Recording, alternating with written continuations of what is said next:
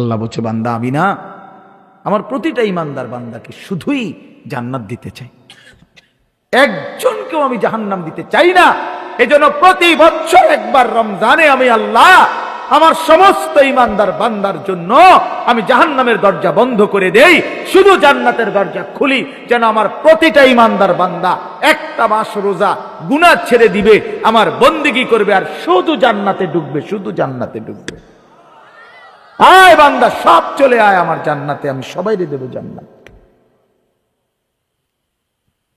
ইয়া আইয়ুহাল্লাযীনা আমানু কুতিবা আলাইকুমুস সিয়ামু কামা কুতিবা আলাল্লাযীনা মিন ক্বাবলিকুম।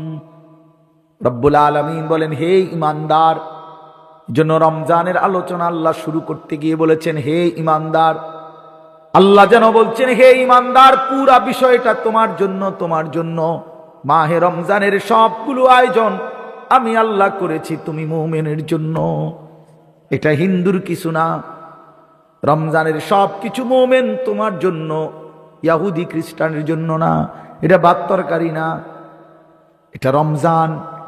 আমি রব্বুল আলামিন ইফতার দিয়েছি তোমার জন্য, সাহারি দিয়েছি তোমার জন্য, এক মাসের রোজার হুকুম দিয়েছি তোমার জন্য, প্রতিদিন 20 রাকাত তারাবি দিয়েছি তোমার জন্য, 6 দশকের ইতিকাফ দিয়েছি তোমার জন্য, শবে কদরের নিয়ামত দিয়েছি তোমার জন্য, শুরুর দশক রহমত দিয়ে সাজিয়েছি তোমার জন্য, মাঝখানের দশক মাগফিরাত দিয়ে সাজিয়েছি বান্দা তোমার জন্য, শেষ দশক জাহান্নাম থেকে নাজাত দিয়ে সাজিয়েছি তোমার জন্য।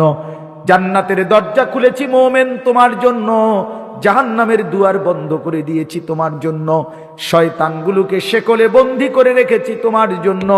তুমি শুধু আসবা বান্দা, আমার হুকুম পালন করবা, একটা মাস গুনাহ ছেড়ে দিবা বান্দা, একটাই শুধু দরজা খোলা, সেটা শুধুই জান্নাত, শুধু জান্নাতে ঢুকবা। কুতিবা আলাইকুমুস সিয়াম, আমি আল্লাহ ফরজ করেছি, আমি আল্লাহ। আল্লাহ বলে, মুমিন ফেলে দিও না বান্দা, রোজা আমি ফরজ করেছি, আমি আমার পক্ষ থেকে, অন্য কেউ না, জেনতেন কেউ দেয় নাই, আমি রব্বুল আলামিন। যাকে তুমি বলেছো লা ইলাহা ইল্লাল্লাহ, সেই আমি আল্লাহই তোমার উপরে রোজা ফরজ করলাম, রমজান দিলাম।